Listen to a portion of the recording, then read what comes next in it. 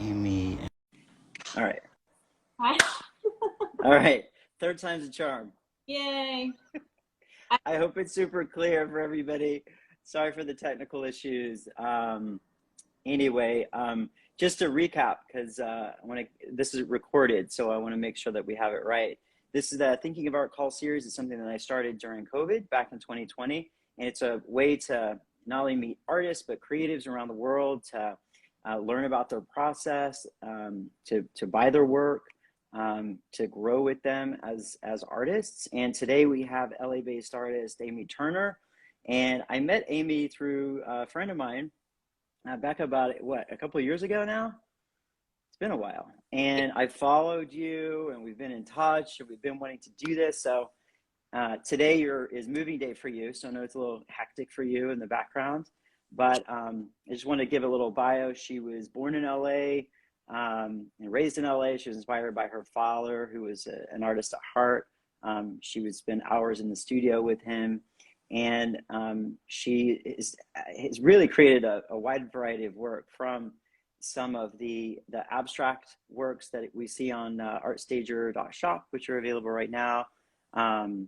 There's paintings, there's mixed media paintings, digital illustrations, and you've really explored all the processes, I think, in various mediums in your career. So with that, I just wanted to welcome you and for you to share your story and tell us a little bit about you. Sorry, my painters are in the background painting my house today here. So anyways, Amy, tell us about yourself.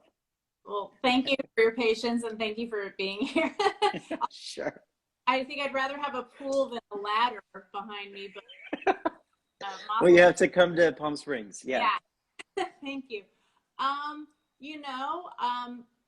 did grow up with a dad who was a dentist but an artist as well, and everything was free game. I'm not a trained artist. I've never been to art school, so for me, literally the world is my oyster, and I try everything, and sometimes it doesn't work, and that's fine, but there's such a freedom with it. And especially I think during COVID lockdown, all that stuff, it just really came into play of like, use what you have, see what you have, things like that.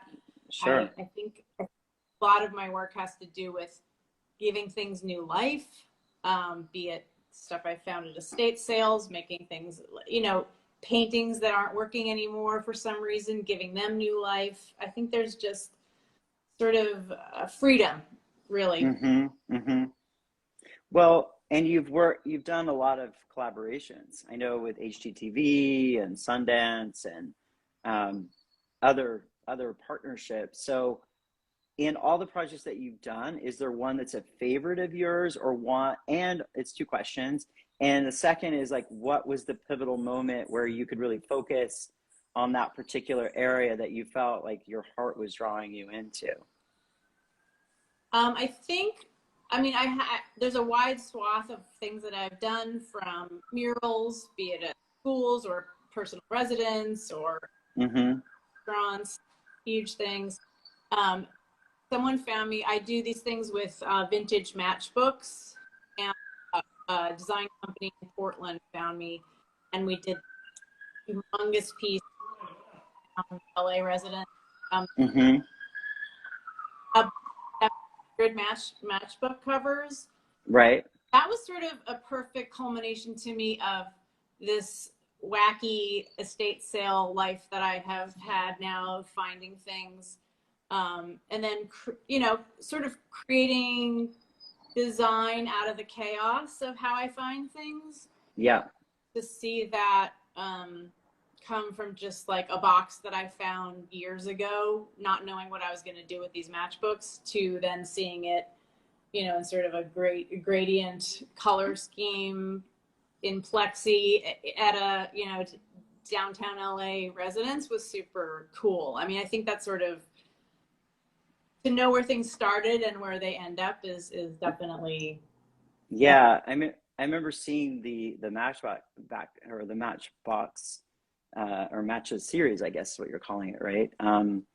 and thought, well, it's more sculptural. I mean, obviously you're creating like, oh, now the pool guy's here. Okay, great. Sorry, guys. So, you know, like thinking about kind of the process that you've gone through and creating like more of the sculptural work versus more of the abstract pieces. I mean, I am drawn to all of your work. I like that there is such a variety, but the works that we put on the site, for example, some reminded me more of Cy Twombly. You know, they're pencil, it looked like pencil or crayon drawings, right? So I feel like that's something interesting that we could talk about, and one that people can see actually on the site on Artstager.Shop right now. Sure. You know, I think even with sort of more traditional abstract or whatever, I think all of these pieces have gone through a process, even just with painting. And I don't even mean just with painting, but I mean when you're using sort of traditional canvas and acrylic, I use acrylic. Those pieces, especially the sort of Cy Twombly one, like that it had a layer that didn't work for me necessarily yet. And so then I gave it some energy, and then that was working better. And then sort of ripping, there's sort of energy in all of these with this sort of canvas, and what happens with when you take canvas that already has paint on it that has dried and then you rip it. There are these sort of edges of paint, and then there's these edges of actual fabric, and then sort of reclaiming that in itself. That's sort of and those were yeah, I like the energy that comes from that, and paper with that too, sort of. And how did you come up? Yeah, how did you come up with the title? There's Night and Day 1, Night and Day 2. So kind of tell us the story about those pieces. It feels a little yin yang to me, night and day. They're not opposites to me, but they're more like the energy of day, energy of night. You know, so both of these have initially painted backgrounds that have colors in them. Then I white or some sort of lighter color over it, and then I scraped into it with actually a Swiss Army knife. They're great. No, I love them.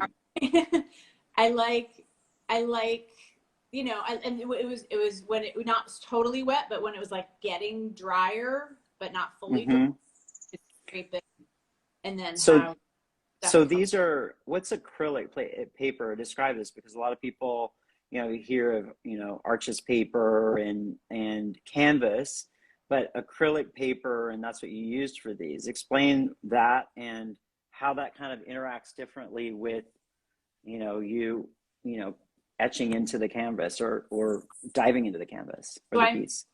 There. So actually the outsides of it are paper, and then the regular, it is just acrylic on canvas. But then the brown paper. So that's my bad. So it's more of a mixed media piece. Yes. Yeah. Yeah. You know, I think that's the way we should probably describe it on the site. Tell us about change subject a little bit, about the Hdtv collaboration that you had. That was a long time ago. I did stuff for them years ago. I know what it was. I've done so many things, and that's not tooting my horn. That's just, I'm trying to remember. I did a lot of pet portraits, but at that time I made pet portraits out of the stuff you line, you know, contact paper. There we go. That's what it is. Okay. Contact paper. Okay. Yeah. Contact paper that looked like fur to me. So I would cut it out with X-Acto blades, because, you know, why wouldn't we? Why not? They did a whole piece. I forget what the whole segment was called. It was called like, you can do that, or I did that, or something wacky with I think. Yeah, but I worked in my garage, and they shot me doing the whole thing. So that was. Well, what I love is that you're kind of fearless, and that you just put yourself out there. Yeah. You know, I feel like some artists, or, you know, it's interesting when I follow artists that graduate like from their BFA or MFA programs, they tend to get stuck in this, you know, this vein of whatever the professor or whatever the instructor is kind of guiding them into. And it sometimes can take years for them to get out of that and really see their and feel their voice, see their voice in their work. And I feel like you've really explored so many different areas. And I wanted to just hone into, again, going back to the pieces that really gravitate, you know, really resonated and gravitated more towards kind of my aesthetic and what I like. Mm-hmm. But I'm curious on what you particularly like. Like, what are your favorite works to do, and which ones bring you the most joy? Well, it's a great question. You know, they all have a special place in my heart. You know, they're different. I think things where there's sort of counting involved, or organization, which apparently I really like. I like buying, you know, a bucket of pencils and then having to arrange them. There's sort of the tactile element, and then figuring out what the piece is going to be.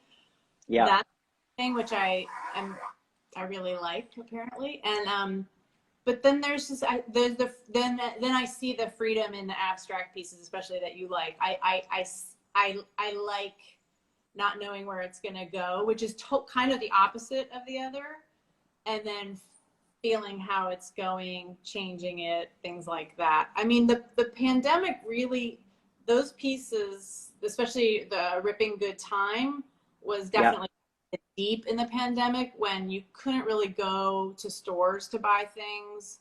And I really thought, use this as an opportunity, take what you have already in your presence and see what you can make out of what you already have. And I love that.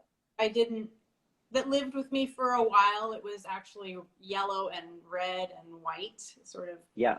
And then I thought, you know, we've grown together. I think it's time to move on. And so I repainted that, and then that wasn't quite working. And then so that's when I ripped them and made it into a triptych. And it was like, because of the parameters of the time for me, Mm-hmm. I chose that as a liberating thing, because it was, I wanted to, it is a dark time. It was a dark time of like not knowing things. What was going to happen? So, no, I get it. I totally get it. And you're in LA, so we were the first, you know, I think we were the first major city to shut down, right? So what was that created? Ripping Good Time, was it created during the start or during the midway through the pandemic, or talk more about that? At the start, I had a really hard time creating anything, even though because your mind was just time, like, your mind was just creating chaos, and you're like, what is going on? I just need to survive. You know, like we all were going through that. So I'm really curious on how you know, became refocused again. Yeah, I think giving oneself time to say that not pushing being creative was really important. Mm-hmm. It was really hard. I am just a creative person, whatever happens, whether it's taking a picture or whatever, playing with my food and taking a picture, whatever. But it was like, I'm glad I took a moment and didn't force my creativity during that beginning time, because it just didn't something felt super off. And I'm glad I waited just for myself. That everyone has different feelings and stuff like that. Mm-hmm. But out of that, I was like, okay, and it felt safer to just use what I had with me and see how that felt first, at least, before going and buying a canvas or something like that. So how did you title it A Ripping Good Time? Because you were like, almost like making fun of the point that you couldn't go out, right?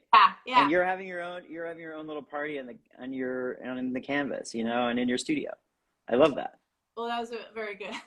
that was definitely deeper than I thought with that one. But I mean, I think the rip, like physically, the ripping of it was really cathartic. And then it turned out very jagged in spots that are literally almost, that could like when you touch them, and it's very tactile. There's something like very, it's not violent, but it's sort of injurious. I mean, you could, but it's still safe within its place, I guess, you know. So. Well, you were expressing yourself in a way that was deeply personal to you, but also therapeutic for you. And, you know, I think we're all artists at heart, and we have that creativity, but it's allowing ourselves, you know, to tap into that, and giving ourselves permission to do it. So talk about other projects that you have right now. I know there's things that I didn't know if you wanted to bring up the Playboy series or if we want to talk about that, but I feel like nobody's seen images of that, at least on my stories and any of that yet. But I think let's talk about it, because I think it's really fascinating on this whole journey that you're going through right now. You have been going through. Thank you. Yeah. So literally a year ago, so deep in the pandemic, my wife's father, her mother said to her dad, "You got to get rid of." He had 300 Playboys in their New Jersey, where we spent some time. And of course, I was like, "I'll take them." Not having any idea what I was going to do with them, but that's the freedom too. You just say yes. If you have the room, say yes. You know, I get it, but I say yes, and then I figure it out. I had zero plan. And it really, it saved me. It's sort of chaotic nature saved me, because there was such a repetitive nature to it. So he had 300. I grew up with not a Playboy, you know, one or two. This wasn't like a familiar. In your face, right. It was more was shameful then. It was like, I mean, I grew up, it's like my brother had them, and, you know, I remember he showed me the first time, and I was like, wow, I was like interested, but also was like shocked, and I felt, you know, embarrassed, and, you know, all those feelings of guilt that we're taught, you know, not to look at those kind of things, you know. Having now lived with this for a year and talked to a lot of people, it's a loaded thing. Sure. So I started ripping off the covers because they were amazing, and his were from like 1985 on. And there were like 50 that were in plastic, which he never opened. So, I mean, just all of this forms so many things. So I started ripping off the cover because they're amazing. And then the Playboy thing, they're always in different colors, and then they have a photo behind it. So that whole thing was very intriguing to me. The table of contents is always on white, and then it's in the font, and it's always a different color, and it's kind of beautiful. And then the centerfolds. Those were the three that I focused on. Okay. And literally, I've sent you some pictures, but I mean, it was total chaos. I mean, I sort of became manic about it, and just that, because it was very comforting in a weird way to have a purpose. This was a very strange time. So why not make it stranger? Yeah, I get it. And to challenge yourself, push yourself into something new. I get that. Having, I've never seen 300 centerfolds before. Can you hear me? Wow. Yeah, I can hear you. Yeah, I can hear you. Can you hear me? Yes, there you go. So having looked at that many over and over and over, I was like, all the bodies are the same. You know, there was it was very very little variety when you look at it. It's like there's a specific type, right? That you noticed. Some not real. You know, I really got into the body not being sort of the woman's body kind of thing, and I really love sort of traditional portraiture. And I came up with this idea of creating new bodies, sort of almost like traditional portraiture, out of these centerfolds. So I started, you know, categorizing them by body part. I mean, it's kind of weird, but I mean, that's sort of, I created these bodies with hips and real boobs, and the sort of traditional no arm kind of sculptural thing. And they all are in estate sale frames that I've gathered over the last like 6 or 7 years. And so there's a traditional portraiture feel to it because they are in a traditional frame with a very modern but recognizable feeling. Yeah. If that, So were there any of the 300 Playboy covers that you saw from, and they started in 1985, right? Yeah. When you got the collection, that really stood out to you, that you connected more with, or, you know, just looking over them, what stood out to you as a positive and negative of how we perceive women in particular? So to me, and no offense to anyone or anything, but it's also just an aesthetic of the time. Yeah. The sort of 5 to onward up, you know, into the 2000s, they were sort of very similar bodies. I have now amassed almost 2,000 Playboys because, again, pandemic, why not? It's been a whole journey. But the thing is, I have a ton of vintage ones now that start in 1960. And to see the difference with the bodies then and what happened has been really revelatory. I mean, that was a big reveal to me. There were actually like real bodies, you know, still aesthetic, but like actual hips and boobs, things like that. Like, and just even the design elements, sort of, they're beautifully shot. Like the covers are really cool. You know, there's a lot of amazing stuff happening there design wise. So those gave me some hope in a way. Oh God. Oops. No Been there, done that. It's all good. It's live, everyone. Yeah. The anyway. beauty of live TV here. So so I want to show this series to people and introduce it. So let's talk about this kind of offline after the call, because the collages that you've created with the Playboy magazines, the different pages, and how beautifully you've created these collages, I think it's something that I'd like to present and share with everyone, and work with you on the story of that and everything. But going back, I know there's some people that are in and out of this call and some that have just joined, but we're here with Amy Turner in LA, and she has 4 works right now that are on Artstager.Shop. So just many more works that are available, but I think the ones that I selected are some of her abstract works, some which she's been talking about that she created during COVID, and as a way to not only creatively express herself, but just to sort of, you know, kind of get through that time. And I'd like to then now shift into other projects besides the Playboy series. Things, I know you just showed your work at a local art fair in LA. That was a big success for you. You have more things coming up. So is there anything else that we haven't touched on that you'd like to talk about? Well, thank you. Let's see. Well, it was interesting to create that, let's say the Playboy stuff during the pandemic, and then having it at an art fair with that many people, like going from no people to that was, I mean, the dialogue with all of that was very exciting. And I think I'm excited to have more, like, just have more dialogue about all of it, you know. And I think just all of it is okay to have dialogue about how, like, hard it's been. I mean, I'm really, like, clear that it's okay to say, like, it was really hard to be creative. And I mean, now I feel like there's just no stopping, because that's just how I feel about creativity. But yeah, I have some murals coming up.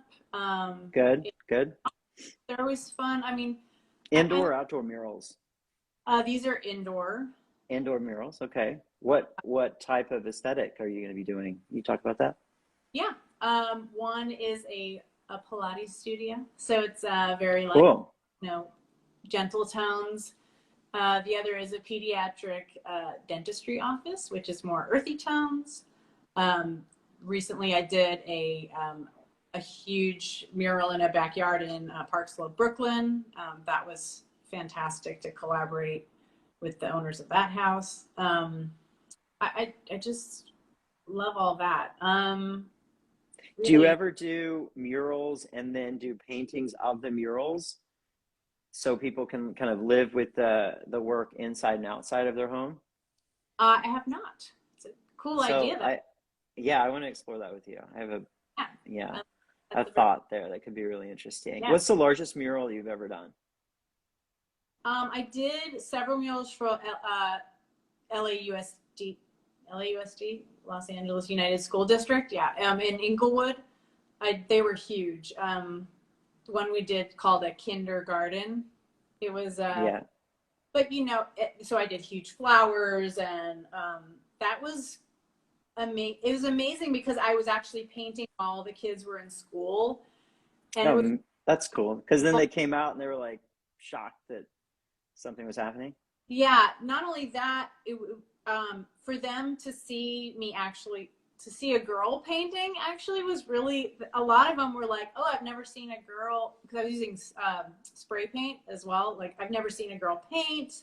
It was really interesting that the whole connection was cool, that it was happening all at the same time. I really liked that. It wasn't like I did it when they weren't there and then they saw it. So I liked the process, and I liked being part of the process actually too. So I love that. So can we see that at the school in LA? Where is it? It's in Inglewood. It's an elementary school. The name escapes me right now, but okay. But you have to let me know, and then I'll message everybody, and we can drive by and see it. The power of color is so clear to me. I mean, like when you have just a wall that is a plain wall, and then you add color, like it changes. It changes people. It changes you. Like when you see color, it's a really interesting thing. Yeah. So I know you volunteer a lot in hospitals and teaching art to children. So talk about that a little bit, and where and what have been some of the positive experiences for you? Sure. I was working with a place called Art of Elysium. Thank you, Becca. Oh yeah. And great. Becca. Yeah. Great organization. Yeah, and they had to go into different things, but I would go into a dialysis area of Children's Hospital in Los Angeles. And, you know, it again, I think it's really good to like start where you are. Mm-hmm. They had limited ability. They were, you know, hooked up to stuff while they were doing stuff. So it's good to like see what we can do in this moment, you know, within the realm of what they can handle, like just physically. So I do a lot of like dog portraits and stuff for that, and it was super amazing. Fun. Yeah, I love that you give back so much. And I know you're inspired by music and Ella Fitzgerald in particular, and baking and sailing. I mean, you do, and we have to go sailing sometime. We've been talking about that for 2 or 3 years. I know, it's time. So, you know, I'd rather be sailing for my dad on my wrist and a it's time for sure. And my dad always volunteered at LAUSD schools my whole growing up. So I obviously I was super influenced by that. So no, I love that. And again, for anybody that wants to see Amy's work, of course, you can go to Amy's site. Also on Artstager.Shop, we have 4 works that we're featuring right now that you can take a look at. And with that, I want to try to keep these at around 30 minutes or so. But the Playboy series, I want to talk more about that in another IG Live with you, and present that to, you know, as an educational forum for people to talk about. I think it's really amazing that you're pursuing that, and I'm excited to learn more. But Amy, thank you so much. Thank you. Taking time today on your moving day. Thank you. And your busy schedule and squeezing me in. So thank you. Thank you for your patience. No worries. And I'll save this, everybody.